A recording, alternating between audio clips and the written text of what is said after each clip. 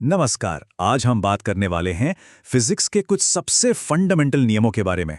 वो नियम जो एक छोटी सी गेंद फेंकने से लेकर ग्रहों के घूमने तक हर चीज को कंट्रोल करते हैं।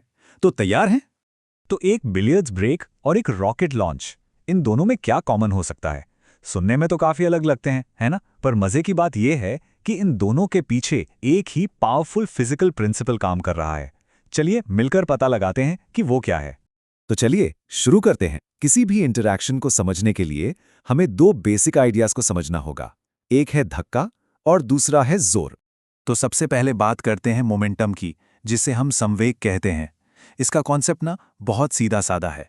ये बस ये बताता है कि किसी भी चलती हुई चीज में मोशन की कितनी क्वांटिटी है, मतलब उसमें कितना जोर है। और ये समझना बहुत जरूरी है, क्योंकि इसी से पता चलता है कि आगे क्या होने वाला है। अब आते हैं इम्पल्स यानी आवेग पर। यहां पर जो की बात है वो ये है कि एक छोटा सा फोर्स अगर ज्यादा देर तक लगे तो उसका असर उतना ही हो सकता है जितना एक बड़े फोर्स का कम देर तक लगने पर होता है। असल में जो मैटर करता है वो है टोटल धक्का या टोटल इम्पल्स। ये फोर्स और टाइम के बीच का एक खेल है, समझ लीजिए। और ये सारी कहानी से एक सिंपल सी इक्वेशन में फिट हो जाती है, I = Δp। इसी को हम इम्पल्स मोमेंटम प्रिंसिपल कहते हैं। ये सीधा सीधा दिखाता है कि किसी भी धक्के यानी इम्पल्स का असर किसी चीज के जोर यानी मोमेंटम पर क्या होता है। कितना छोटा और कितना पावरफुल इक्वेशन है ना? इससे हमें एक बहुत काम का टूल मिल जाता है। हम कॉम्प्लिकेटेड सिचुएशंस को भी सिंपल बना सकते हैं।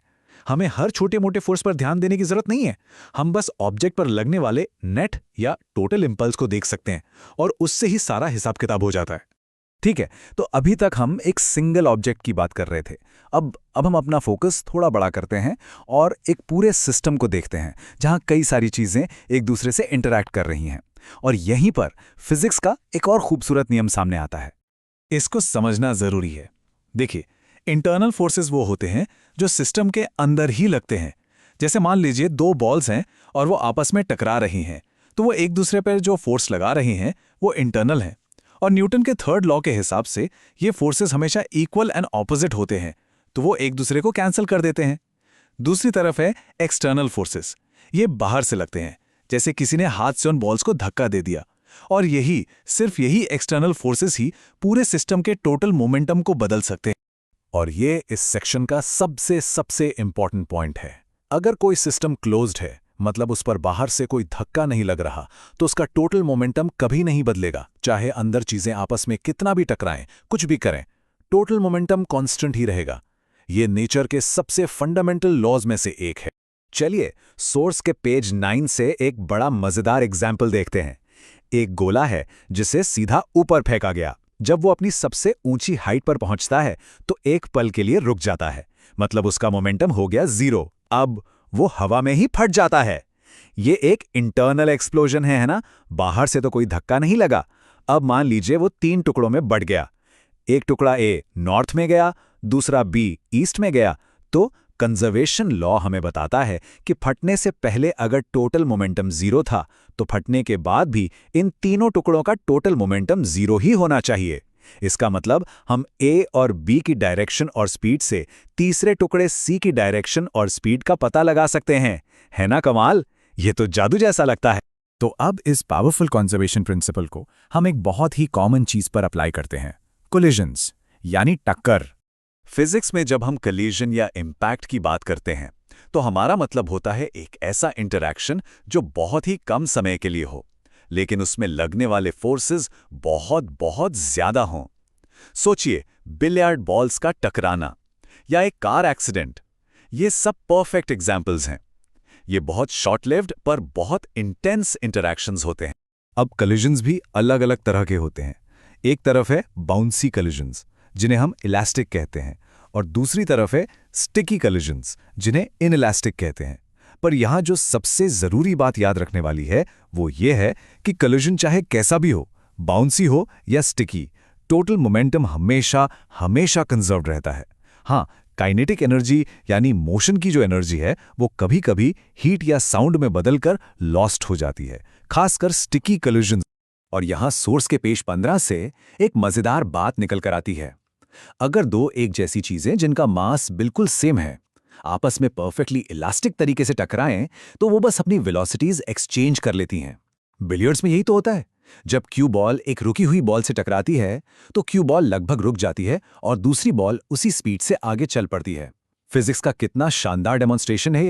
सोचिए, किसी कॉम्प्लेक्स सिस्टम के हर एक पार्टिकल को ट्रैक करना तो प्रैक्टिकली इम्पॉसिबल है, पर फिजिसिस्ट के पास एक बहुत ही ब्रिलियंट टूल है जो इस कॉम्प्लेक्स प्रॉब्लम को फिर से सिंपल बना देता है। और वो टूल है सेंटर ऑफ मास या सीएम। आप इसे किसी सिस्टम का बैलेंस पॉइंट समझ सकते हैं। ये एक ऐसा सिंगल पॉइंट है जो पूरे सिस्टम के मोशन को रिप्रेजेंट करता है। मतलब हमें हर हिस्से को देखने की जरूरत नहीं, बस इस एक पॉइंट को देख लो और आपको पूरे सिस्टम की कहानी पता चल जाएगी। इसको ऐसे इमेजिन करिए, हवा में एक रॉड फेंकी गई है जो घूम भी रही है और आगे भी जा रही है। अब रॉड का हर हिस्सा एक बहुत ही कॉम्प्लेक्स गोल गोल रास्ते पर चल रहा है, लेकिन उसका जो सेंटर ऑफ मास है वो एक परफेक्ट प्रिडिक्टेबल पैराबोला बनाएगा, बिल्कुल वैसे ही जैसे एक सिंपल सी गेंद बनाती है। ये केओस के बीच छुपी हुई सिंप्लिसिटी को दिखाता है। और ये सिर्फ कोई थ्योरी नहीं है, इसका रियल वर्ल्ड कॉन्सिक्वेंस भी है। सोर्स के पेज 34 का ये एग्जाम्पल देखिए। एक आदमी एक तख्ते पर खड़ा है और नीचे सरफेस बिल्कुल फ्रिक्शनलेस है। अब ये पूरा आदमी और तख्ता एक सिस्टम है। जब आदमी तख्ते पर चलता है तो ये सब इंटरनल फोर्सेस हैं, बाहर से तो कोई धक्का नहीं लग रहा। इसका मतलब इस सिस्टम का सेंटर ऑफ मास हिल नहीं सकता। तो जैसे ही आदमी एक तरफ चलता है, सेंटर ऑफ मास को अपनी जगह पर रखने के लिए तख्ते को दूसरी तरफ खिसकना ही पड़ता है ना अमेजिंग? तो चलिए, हमने जो कुछ भी अभी तक समझा है उसे फटाफट से एक साथ जोड़कर देखते हैं, एक बिग पिक्चर बनाते हैं। तो मोशन की कहानी कुछ इस तरह है। सबसे पहले इंपल्स और मोमेंटम, मतलब एक धक्का जो किसी चीज के जोर को बदलता है। फिर आता है कंजर्वेशन।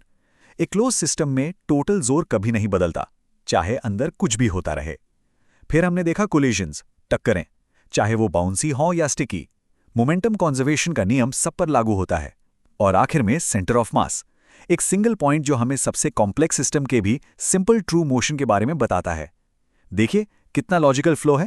और आखिर में एक बड़ा सवाल, अगर मोमेंटम कंजर्वेशन का ये नियम हर क्लोज सिस्टम पे लागू होता है और ये पूरा यूनिवर्स ही अल्टीमेट क्लोज सिस्टम है जिस पर कोई एक्सटर्नल फोर्स नहीं लग रहा, तो इसका हमारे यूनिवर्स के टोटल मोमेंटम के बारे में क्या मतलब हुआ? क्या वो हमेशा से कांस्टेंट रहा है? इस पर जरूर सोचिएगा। हमारे साथ जुड़ने के लिए बहुत बहुत शुक्रिया।